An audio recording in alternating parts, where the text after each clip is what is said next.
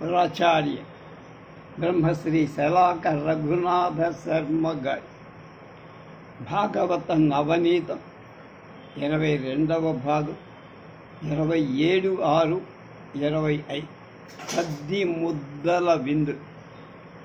రామకృష్ణులు ఒకనాడు గోపబాలులతో కలిసి వనభోజనాలు చెయ్యాలని కోరిక పుట్టి తెల్లవారుతుండగా నిద్రలేచి ఆవులను దూడలు మేతలకు తీసుకుపోవటానికి కదిలే.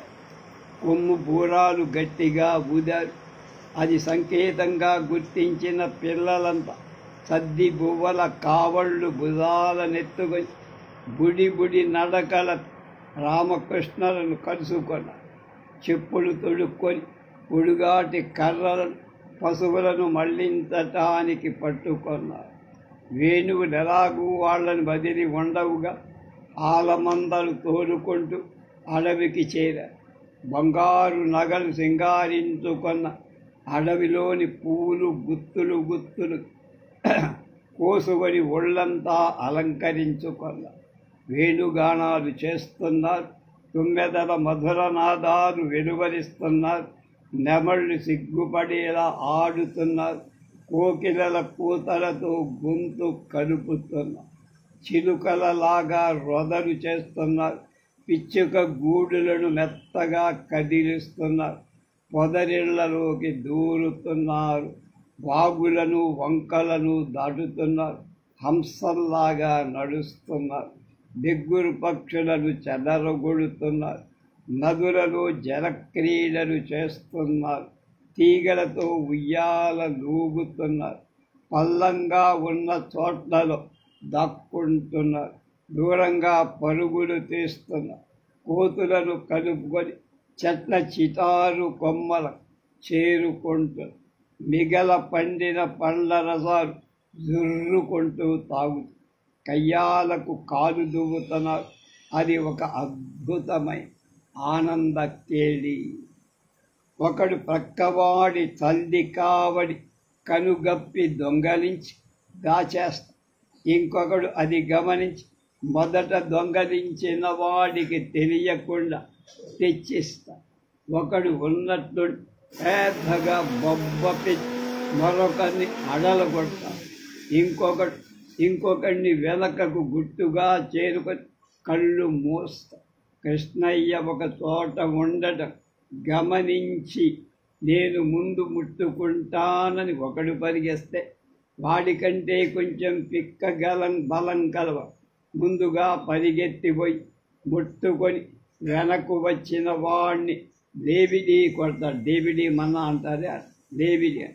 ఎన్నడునైన యోగి విభులెవ్వని పాద పరాగమెంతయు కందులగాన అట్టి హరి కౌగికట చేతు చెట్టబట్టుతు కన్ను గుద్దుతు మగు తద్దయు బైబడి కూడియాడుతు మందనసి పల్లవ కుమారుల భాగ్యములెంత ఎప్పునే అంటే ఆశ్చర్యపోయాడు పైన దేవ ఋషి నారదుడు.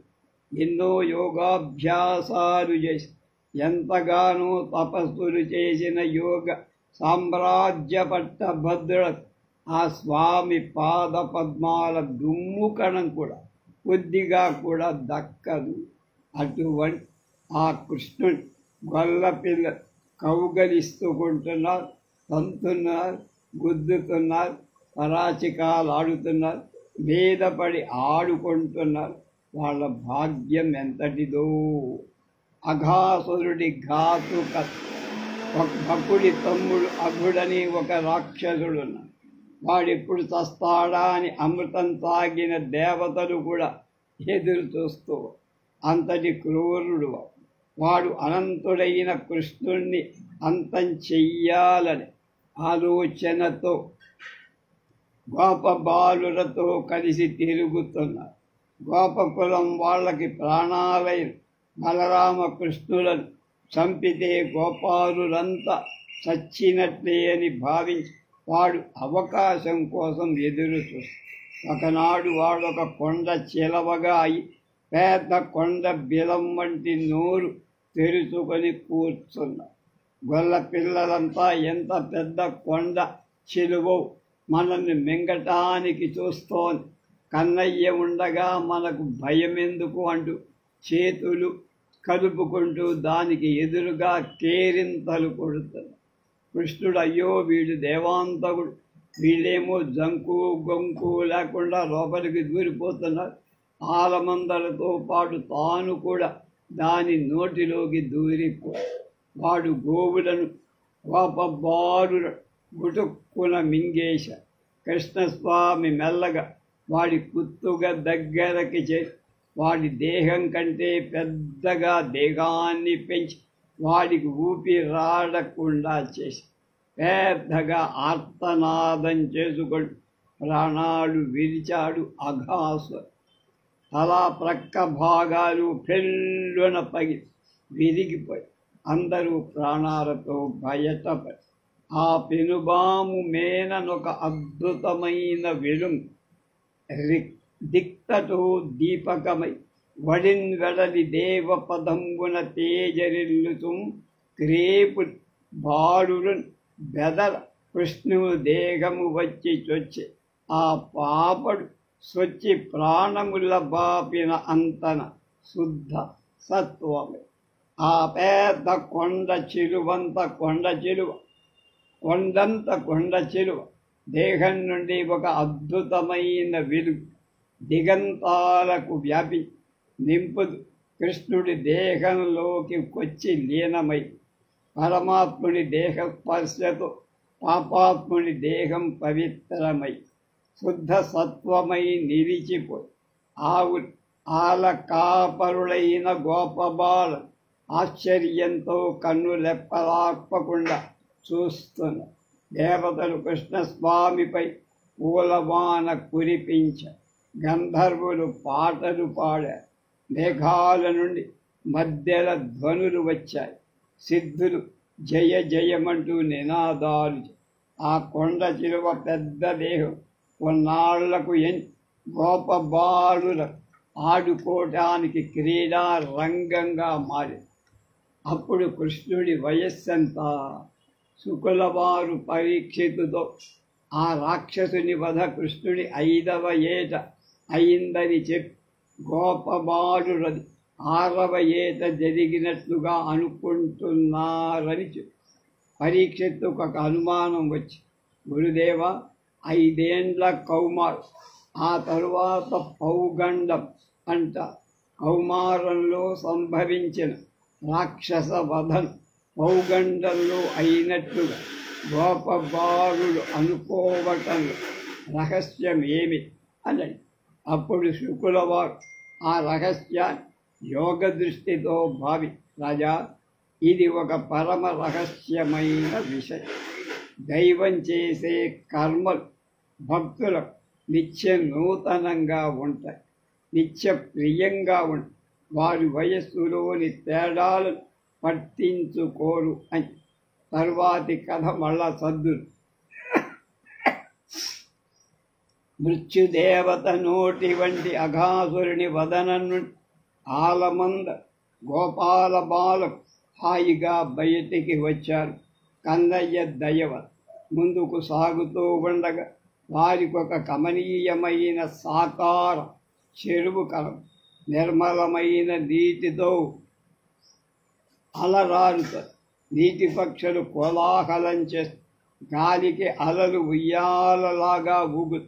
ఒడ్డున లెక్కకు మెచ్చిన పండ్ల చెట్లు నోరూరు. ఆ ప్రకృతి సౌందర్యాన్ని పరవశించిపోతున్న గోప బాలులతో కృష్ణుడు ఇలా అన్నారు, ఎండన్ మ్రగ్గితే ఆకటం బడితే ఇంకేలా విలంబింపగా రెండో బాలకులార సల్ది గుడువన్ రమ్యస్థలం బిక్కడి దండలన్ లేగడు నీరు ద్రావి అరవందం పచ్చికన్ వేయుతు దండంపై విహరించుతుండగ అమంద ప్రీతి భక్షింతుమే. చెలులారా రండిరా, ఎండ బాగా ఎక్కి కడుపులో ఎలుకలు పరిగెత్తుతున్నాయి.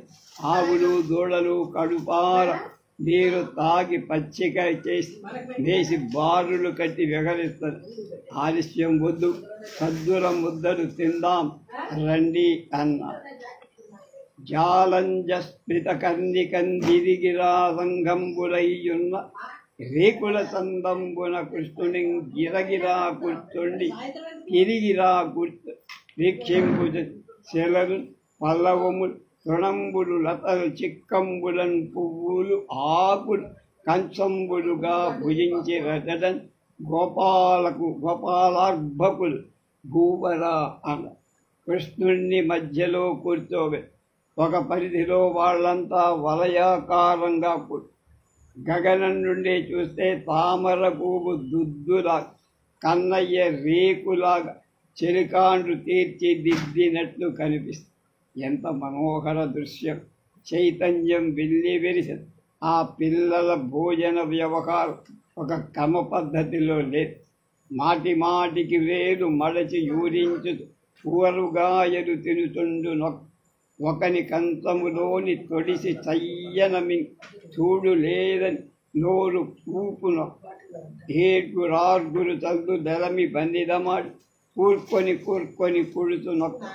ఇన్ని యుండంగా బంచి ఎదుట చెచ్చ తన మనసు బంతెల గుండులాడు నొక్కడు. కృష్ణుంజూడు మనసు వికురించి నరుమ్రోల వేలి భక్షరాశి వసగు.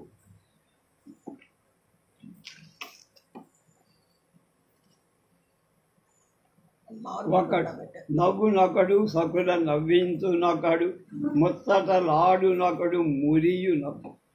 కన్నయ్య సన్నిధిలో ఆత్మీయులకు అల్లరి ఆనందమే. బొడతలు బొబ్బలు బుద్ధిగా తింటారా? ఎంతో అల్లరి చేస్తున్నారు.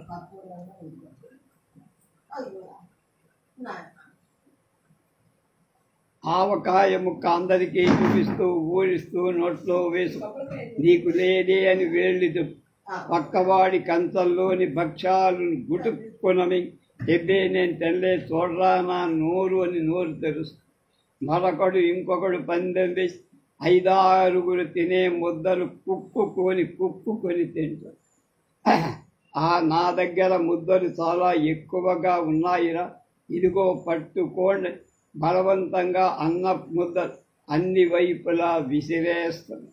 ఒరే కృష్ణుని చూడరా అని వాడు కని తిప్పే అంతలో పక్కవాడి పళ్ళెల్లో భక్ష్యాలు గొడకాయ బాగా చేస్తున్నాడు ఓ బడతాడు. పక్కవాడు ముద్ద కోసం వెతుకుతుండగా వాడి అవస్థను చూసి పక్క నవ్వుతున్నాడు.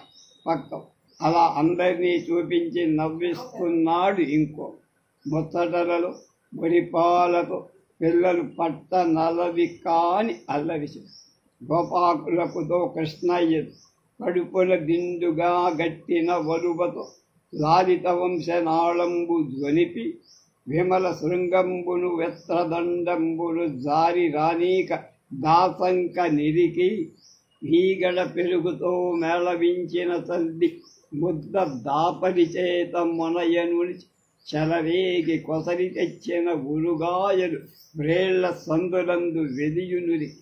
సంగడీల నడుమ చక్కగా కూర్చుండి నర్మ భాషణముల నగవునర యాగభోక్త కృష్ణుడు అమరులు వెరుగంద శైశవంబు మెరసి తల్లి గుడి.